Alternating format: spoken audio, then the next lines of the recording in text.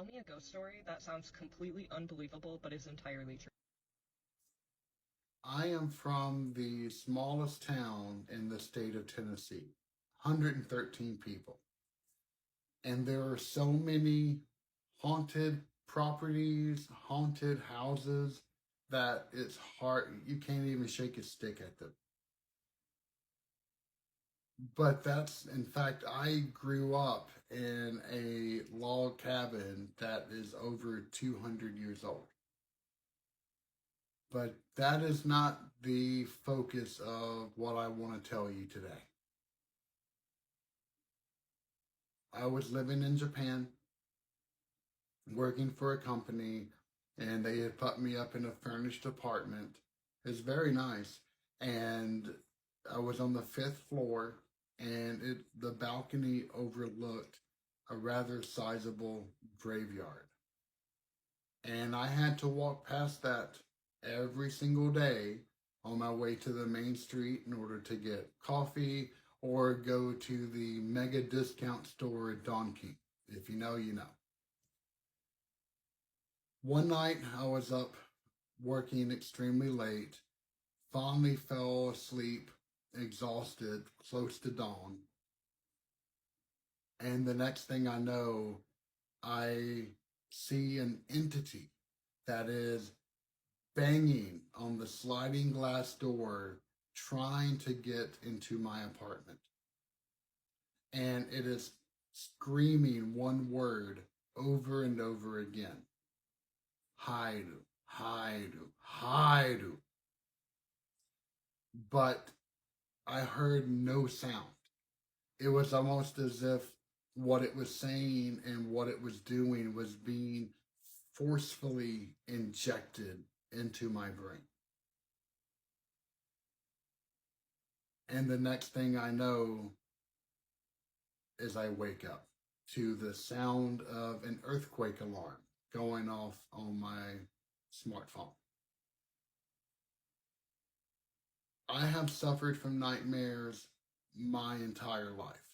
They're almost the only types of dreams that I have. I have died numerous times in my dreams. This one was different for two reasons. Even when I have died, I have never felt pain. My body would always recognize the fact that there was no pain and and try to make sense of it, and failing to do so. I've never been a lucid dreamer at all, and I just accept it. But this time I felt pain, and not just a little bit, but a ton. And it was different than anything else that I have ever felt in my life, up to then and after. But the other thing is that word. I did not know what it meant.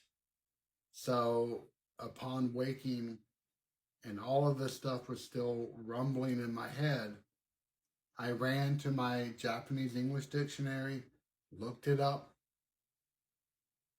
and that's when I knew that I could no longer pretend that this was just a dream. Because the word simply means to enter. This thing was demanding entry. And I know within my bones that if somehow it had gotten in,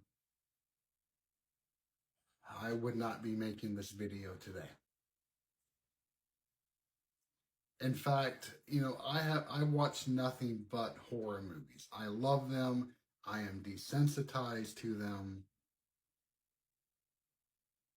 But half a year ago maybe, I don't quite remember, there's a horror creator that I follow here that's Japanese in nature, and I was watching one of their videos, and it was the closest in tone and in content that mimicked my dream.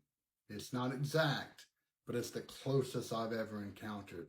And it scared me so badly that I threw my phone across the room.